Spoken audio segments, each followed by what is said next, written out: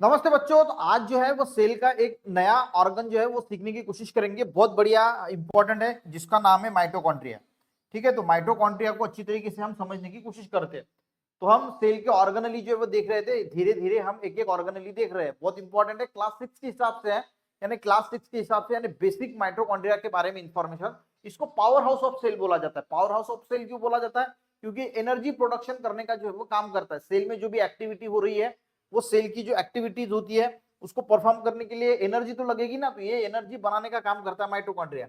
अब ये देखिए, ये प्लांट सेल है, ये एनिमल सेल है। ठीक है, तो यहाँ पे अगर देखोगे तो ये माइटोकॉन्ड्रिया, बहुत सारे माइटोकॉन्ड्रिया। ठीक है, साइटोप्लाज्म के अंदर बहुत सारे माइटोकॉन्ड्रिया जो है वो होते हैं।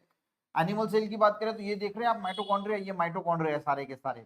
अब इसके स्ट्रक्चर को अच्छी तरीके से समझने की कोशिश करेंगे। ठीक है, देखिए इसके स्ट्रक्चर, अगर हम इसको स्ट्रक्चर के देखेंगे तो दो मेम्ब्रेन होती है, एक आउटर मेम्ब्रेन, ये बाहर वाली मेम्ब्रेन, और एक होती है इनर मेम्ब्रेन। ठीक है, एक इनर मेम्ब्रेन होती है, ये अंदर वाली मेम्ब्रेन, ये जो दिख रहे हैं ना, ये अंदर वाली मेम्ब्रेन होती है, और ये बाहर की मेम्ब्रेन होती है, यानी एक अंदर की मेम्ब्रेन और एक बाहर की मेम्ब्रेन।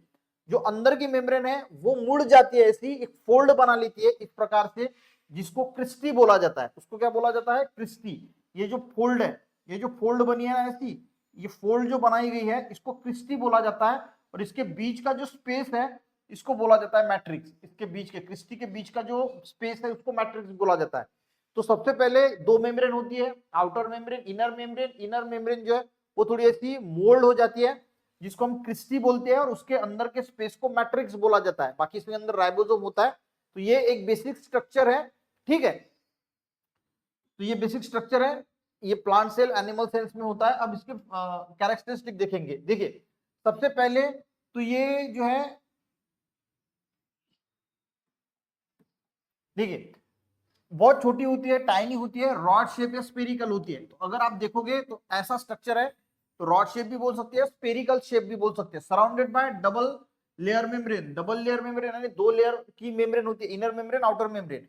जो इनर वॉल होती है यानी inner membrane fold to form a structure called cristae, यानी वो फोल्ड हो जाती है। जैसे मैंने आपको यहाँ पे दिखाया कि ये अंदर से फोल्ड हो गई है, फोल्ड होने के बाद जो स्ट्रक्चर बना उसको हमने क्या बोला? क्रिस्टी बोला।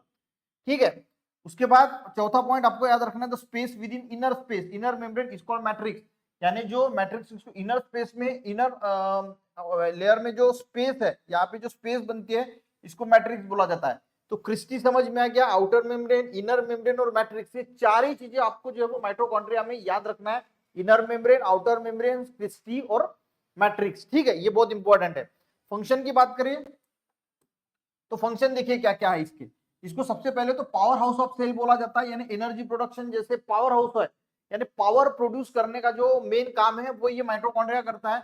It provide energy for all the activity of the cell. Cell के अंदर जो भी एक्टिविटीज हो रही है, सेल के अंदर भी बहुत सारी एक्टिविटीज होती है, तो वो सारे करने के लिए एनर्जी लगती है, तो ये एनर्जी को प्रोवाइड करने का काम करता है। The energy produce by the process of respiration. अब यहाँ पे इसके माइटोकॉन्ड्रिया के अंदर एनर्जी प्रोड्यूस कैसे होती है? तो रेस्पिरेशन के थ्रू जो है वो एनर्जी प्रोडक्शन होता है, in which food such as glucose is broken down by the oxygen.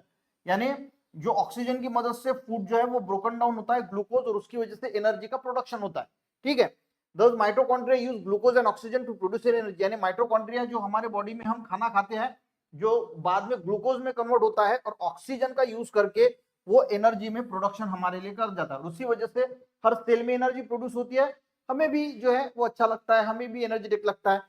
तो आपको चार इसके फंक्शन जो है, माइटोकॉन्ड्रिया में चार चीजें आपको याद रखना है। डबल मेम्ब्रेन होती है, एक inner membrane, outer membrane, inner membrane fold हो जाती है, जिसको क्रिस्टी बोला जाता है। उसके अंदर के क्रिस्टी के बीच में जो स्पेस होती है उसको मैट्रिक्स बोला जाता है। इसके फंक्शन की बात करें तो इसको पावर हाउस ऑफ सेल बोला जाता है। सेल के अंदर जो भी एक्टिविटीज हो रही है उसके लिए जो एनर्जी है वो ये प्रोवाइड करता है माइटोकॉन्ड्रिया।